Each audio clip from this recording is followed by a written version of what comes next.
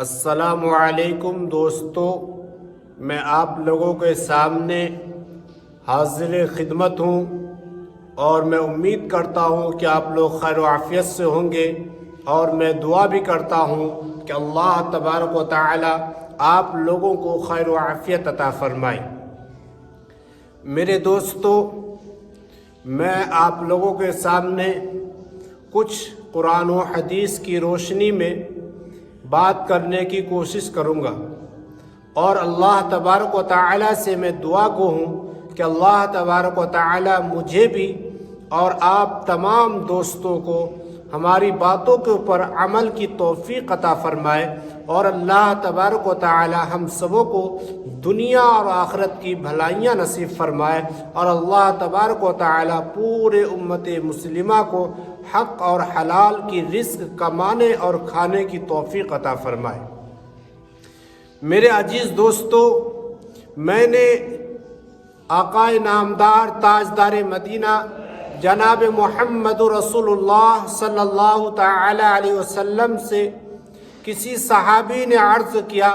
کہ اللہ کے رسول، آپ بتلائیے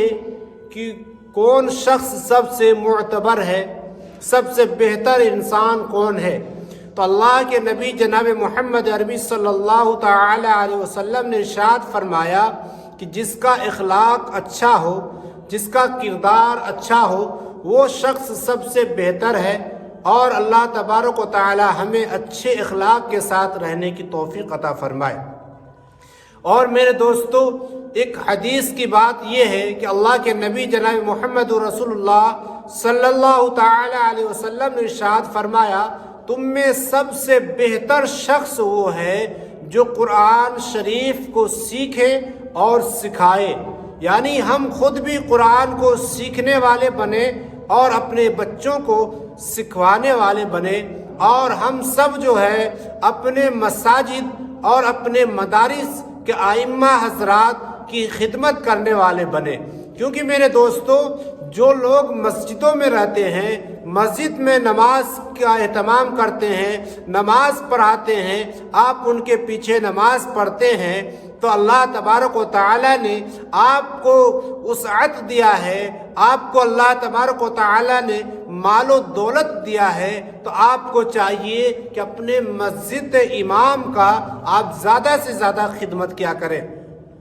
کیونکہ میرا عزیز دوستو، میں نے یہ چیزیں بہت باریکی سے دیکھا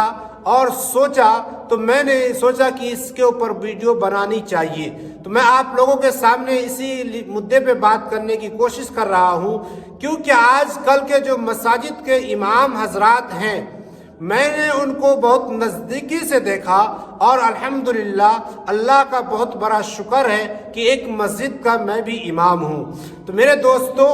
میں نے اپنے نزدیکی سے دیکھنے کے بعد میں اس بات کے اوپر آیا اور دھیان دیا، تو میں نے دیکھا کہ مسجد کے جو امام ہوتے ہیں ان کے ساتھ بہت سارے مشکلوں کا سامنا کرنا پڑتا ہے۔ ان کے گھروں میں کئی بار ایسا ہوتا ہے کہ کھانے کے لیے کچھ اناج تک بھی نہیں ہوتا،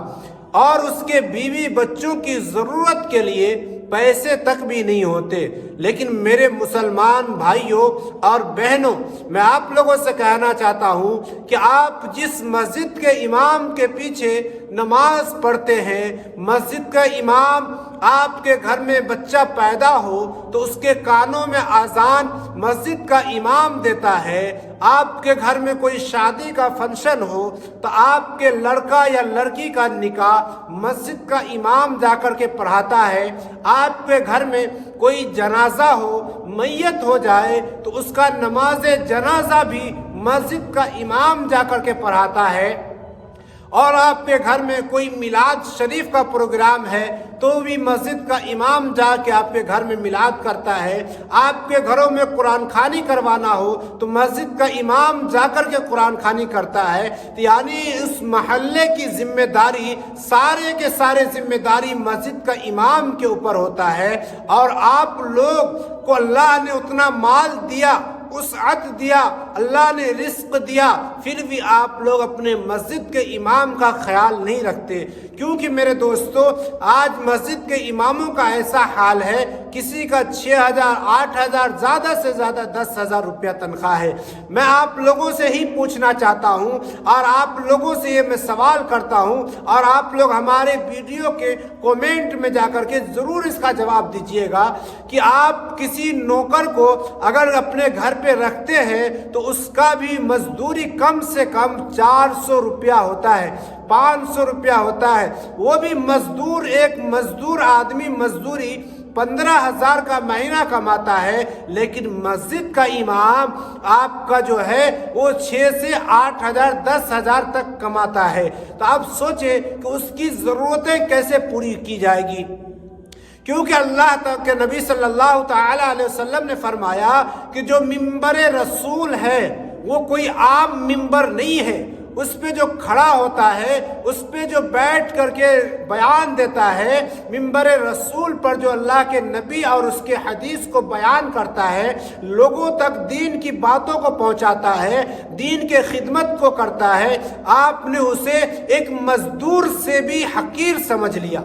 آپ لوگوں نے اسے ایک مزدور سے بھی حقیر سمجھا اور اس کی قیمت مزدور سے کی مزدوری سے بھی کم لگائی۔ تو میرے دوستو آج کل کے نوجوان کو سے بھی کہنا چاہتا ہوں اور ہمارے مسلمان بھائیوں سے بھی کہنا چاہتا ہوں کہ آپ لوگ اپنے مسجد کا امام کا قدر کیجئے، اس کا احترام کیجئے، کیونکہ میرے دوستو جس مسجد میں امام نہیں ہے آپ جا کر کے دیکھیے، اس مسجد کا سروے کر کے دیکھیے کہ اس مسجد میں آذان تک نہیں ہوتی، نماز تو بہت دور کی بات ہے، آذان تک نہیں ہوتی۔ تو میرے دوستو مسجد کے اماموں کا آپ لوگ پورا خیال رکھیں، اس کا دھیان رکھیں، ہر چیز سے اس کا خیال رکھیں، مال سے، دولت سے، پیسہ سے، روپیہ سے، جو بھی ہو آپ نذرانے کے طور پہ، ہدیہ کے طور پہ اپنے مسجد کے اماموں سے آپ لوگ ملتے رہیے اور انہیں ہدیہ تحفہ دیتے رہیے، تاکہ اللہ کے نبی صلی اللہ تعالی علیہ وسلم نے ارشاد فرمایا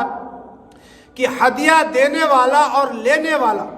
دونوں کو ہی ثواب ہے۔ اگر کسی نے ہدیہ دیا وہ بھی سنت کو زندہ کر رہا ہے، اور جو ہدیہ کو قبول کیا وہ بھی سنت کو زندہ کر رہا ہے۔ تو ہم لوگوں کو چاہیے کہ اپنے مسجد کے اماموں سے ہدیہ تحفہ دینا چاہیے اور لینا چاہیے، تاکہ ہمارا عوام کا اور امام کا پیار دونوں کا بڑھتا رہے آپس میں۔ تو میرے عزیز ساتھیوں، اللہ تبارک و تعالیٰ سے میں دعا بھی کرتا ہوں اور آپ لوگوں سے میں امید کرتا ہوں کہ اگر میری یہ ویڈیو آپ لوگوں کو پسند آئی ہو تو آپ لوگ ہماری اس ویڈیو کو لائک، شیئر، کومنٹ ضرور کیجئے گا، اور آپ لوگ اگر نئے ہیں تو ہمارے اس چینل کو سبسکرائب کیجئے گا، کیونکہ اگر آپ سبسکرائب کر کے رکھیں گے تو قرآن و حدیث کی روشنی میں جو بھی باتیں میں کہوں گا یا آپ اپنے چینل پر اپلوڈ کروں گا تو آپ تک فوراً پہنچ جائے گا۔ تو اللہ تعالی ہم سب کو عمل کی توفیق دے، وما توفیق الا باللہ۔ السلام علیکم ورحمۃ اللہ وبرکاتہ۔